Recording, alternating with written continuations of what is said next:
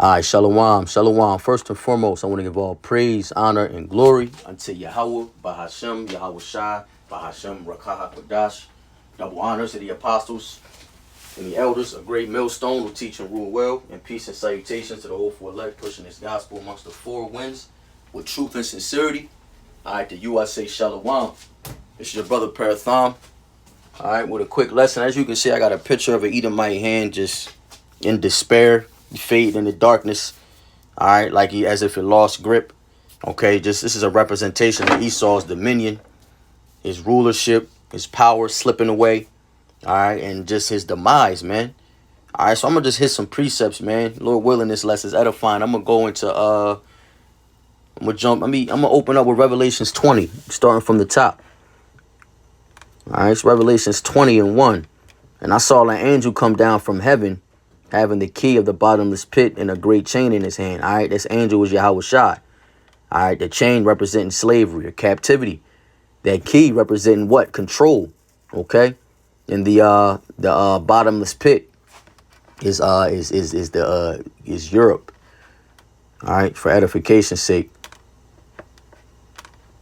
All right, so continuing, it says, verse 2, and he laid hold on the dragon, that old serpent, which is the devil and Satan, and bound him 1,000 years.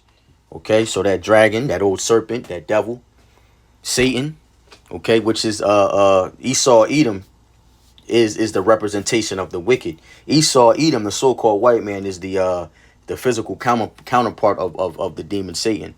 All right, it says, and bound him 1,000 years. And cast him into the bottomless pit and shut him up and set a seal upon him that he should deceive the nations no more till the 1,000 years should be fulfilled. And after that, he must be loosed a little season. So we're going to stop there at verse 3, because from verse 3, we have to jump to verse 7. All right. Verses 4 through 6. OK, they go into the elect. This is a different 1,000 years.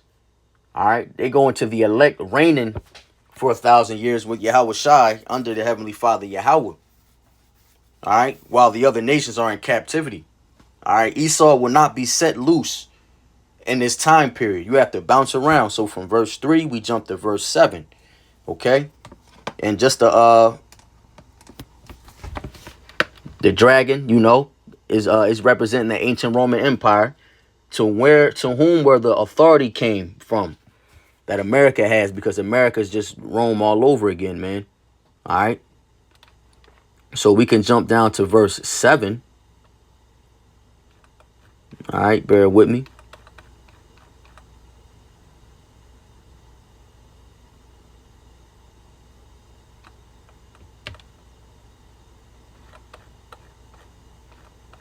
It's Revelation 7. 20 and 7, Salakia, Revelations 20, verse 7.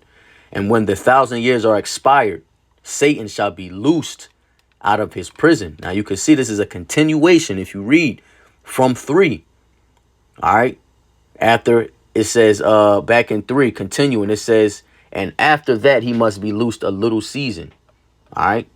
Verse 7. And when the 1,000 years are expired, that little season, he shall be loosed out of prison. Right. So to give us some context, the 1,000 years in this verse are the Dark Ages, the Byzantine Empire, okay, which lasted for about 1,000 years. And then shortly after that, it was roughly, go to Google it, man, from the year 330 to 453. All right. Then after that followed the Renaissance period from roughly 1350 to the year 1500. All right. So from the fall of the Western Empire, so this lasted from the fall of the Western Empire until Satan was loosed again, right? The 1,000 years expired. So after the Byzantine Empire came the Renaissance period, the reestablishment of the Roman ideologies, the system, a world dominant power. Okay, American, NATO, and EU is the final leg of that. All right, we are in the end of his little season. Okay, if you can receive it. So we're no longer, the veil has been removed. The elect are being sealed if they're not sealed already. and the triumph of the wicked. Let's just hit that. Let's hit that Job. All right, because from here on out, man, this is the demise, it's the fall of his kingdom. And we got scriptures. We got receipts, baby. Job 20:4. Knowest thou not this of old, since man was placed upon the earth, that the triumphant of the wicked is short, and the joy of the hypocrite but for a moment? Though his excellency mount up to heaven, and his head reach the clouds, yet he shall perish forever like his own dung. They which have seen him shall say, where is he? He shall fly away as a dream and shall not be found. Yea, he shall be chased away as a vision of the night. The eye also which saw him shall see him no more, neither shall his place any more behold him. So this is his demise. This is his end all be all. He's going to perish. He's going to fly away as a dream, chased away as a vision of the night, man.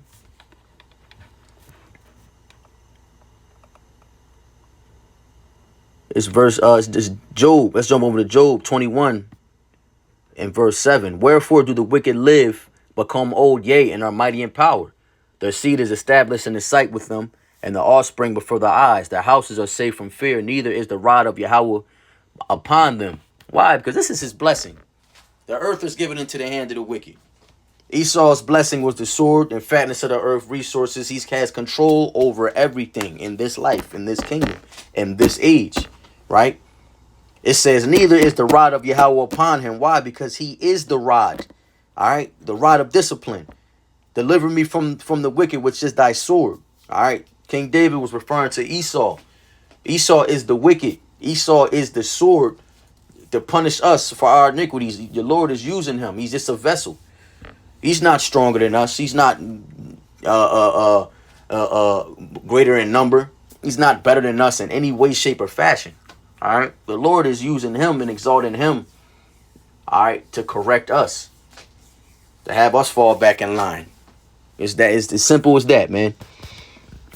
It's verse 10. Job 21 and 10.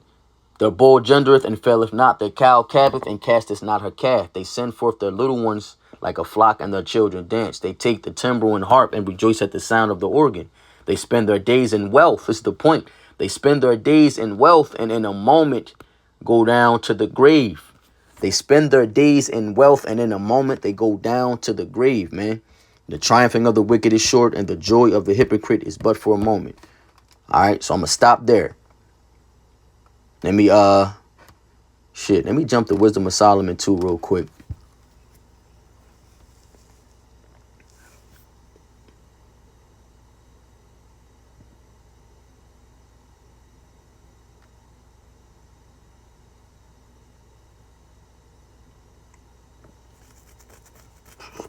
Wisdom of Solomon 2 and 1. For the ungodly have said, reasoning with themselves, but not aright. Our life is short and tedious, and in the time of death there is no remedy. And the time and the death of man, Salakia, and in the death of man there is no remedy. Neither was there any man known to have returned from the grave. Now, obviously, reincarnation is a thing. It's real. But not for him. Not this time around. All right? And he knows that. This is him just speaking his mind. All right, it says, for we are all born at a venture. Them. Because we're coming back. Lord willing, we be accounted. All right. Even if of that number, even if if 2/3 of our people are going to come back through the loins of the elect. All right. After 1,000 years, Esau is going to be eradicated, man. It's verse 2. For we are all born at a venture, and we shall be hereafter as though we had never been. For the breath of our nostrils is as a smoke, and a little spark in the moving of our heart, which being extinguished, our body shall turn to ashes, and our spirit shall vanish as the soft air. All right, we just read in Job 21, all right, how in Job 20, how he shall perish like his own dung. All right, he shall fly away as a dream in the night, and chased away as a vision of the night. Okay, this is him just, he's pretty much just confirming, this word. This is a beautiful chapter. It says, and our name shall be forgotten in time, and no man shall have our works in remembrance, and our life shall pass away as the trace of a cloud, and shall be dispersed as a mist that is driven away with the beams of the sun and overcome with the heat thereof. Now it's just getting real poetic and just in describing how Esau is not going to be remembered, man. This is it. All right. His time is up. For our time is a very shadow that passeth away, and after our end there is no returning. For this is fast sealed. For it is fast sealed that no man cometh again, that Esau cometh again. He won't come back. All right, it says, come on, therefore, let us enjoy the good things that are present. Let us speedily use the creatures like as in youth. Let us fill ourselves with costly wine and ointments, and let no flower of the spring pass by us. Let us crown ourselves with rosebuds before they be withered. Let none of us go without as part of our voluptuousness. Let us leave tokens of our joyfulness in every place. And for this is our portion, and our lot is this. Now, we just read. Again, we just read. Job 21:13. They spend their days in wealth, and in a moment they go down to the grave. All right, this is Esau to a T, man. All right. Hey, just living every day like it's his last, because it is. Leaving tokens of our joyfulness in every place. All right, removing landmarks and putting up these fucking statues and everywhere they conquered throughout the history of time. All right, this is Esau Edom, but he's going to pay for that. He will be judged, man. So we'll stop there. Let's jump to we get that Job, Isaiah 14:9. Hell from beneath is moved for thee to meet thee at thy coming. It stirreth up the dead for thee. It stirreth up the dead. These other nations, the heathen nations, will be against us, man. All right. Even all the chief ones of the earth, it has raised up from their thrones all the kings of the nations. And they shall speak and say unto thee, art thou also become weak as we? Art thou become like unto us? Yeah, how is the whole ham of the earth broken and cut asunder, man? This is his downfall. This is going to shock the world. Esau's demise, because he's ruled. He's been that top dog for so long. It's verse Salakia. Let's jump to verse 11.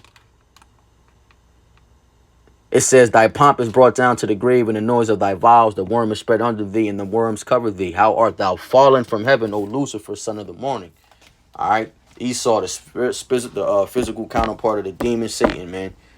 All right, Lucifer, meaning light bearer. We are the light bearers on the right hand side, Salakia. Lord willing, we be accounted of that number. We are the light bearers, the Luciferians, on the right hand side. They're on the left.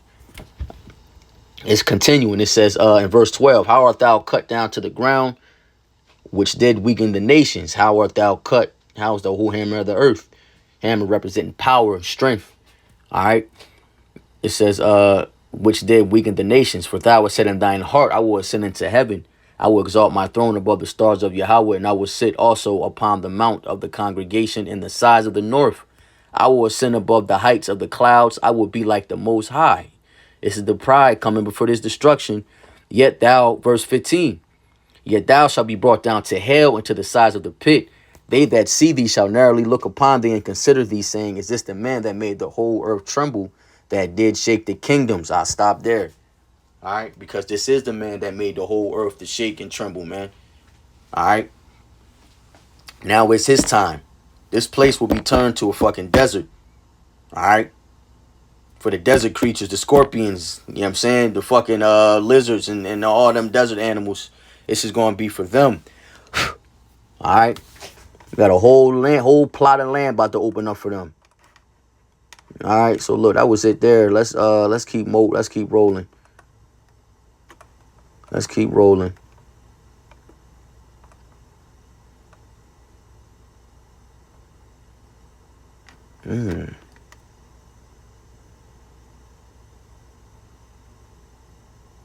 Zechariah 12:8. And in that day the Lord Yahweh shall defend the inhabitants of Jerusalem, the elect, and he that is feeble among them shall be as David, and the house of David shall be as Yahweh, as the angel of Yahweh before them.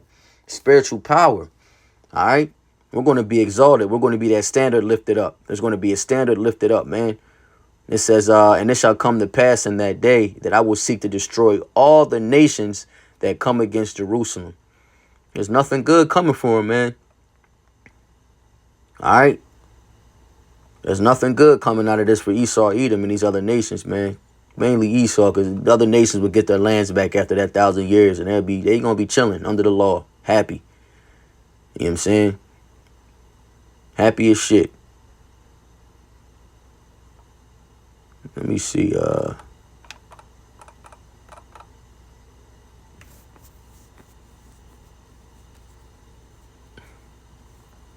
This is basically the end all be all. Okay. It's Isaiah 24 and 22. And it shall come to pass in that day that the Lord Yahweh shall punish the host of the high ones that are on high, and the kings of the earth upon the earth. And they shall be gathered together as prisoners are gathered in the pit, and shall be shut up in the prison. And after many days shall they be visited. All right. So what is that saying? All right. They're going to be in captivity. 1,000 years, baby. Building our kingdom up. All right, he that leadeth into captivity shall go into captivity.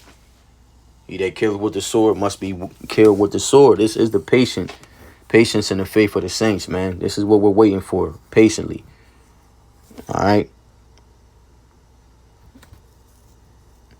And I close out with Daniel 7. It says, Daniel 7 and 26, but the judgment shall sit, and they shall take away his dominion, and to consume and destroy it until the end. And the kingdom and dominion and the greatness of the kingdom under the whole heaven shall be given to the people of the saints of the Most High, the elect of Israel, the 144,000 and the 1/3.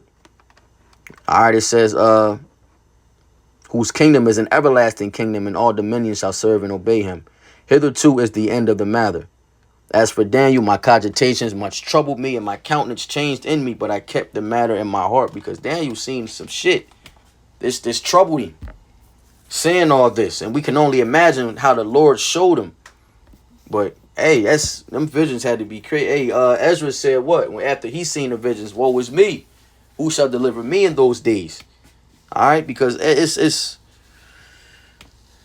a beautiful disaster coming, man. All right. We got to stay prayed up and stay locked in. So with that, Lord willing, this lesson was edifying. I want to give all praise, honor, and glory to Yahweh, Bahashem, Yahweh Shai, Bahashem, Rakah HaKodash. Double honors to the apostles and elders, a great millstone who teach and rule well. And peace and salutations to the hopeful elect. All right. Keep enduring, Akim, Kwam, Yasharala, and the Bible Ball. Shalom.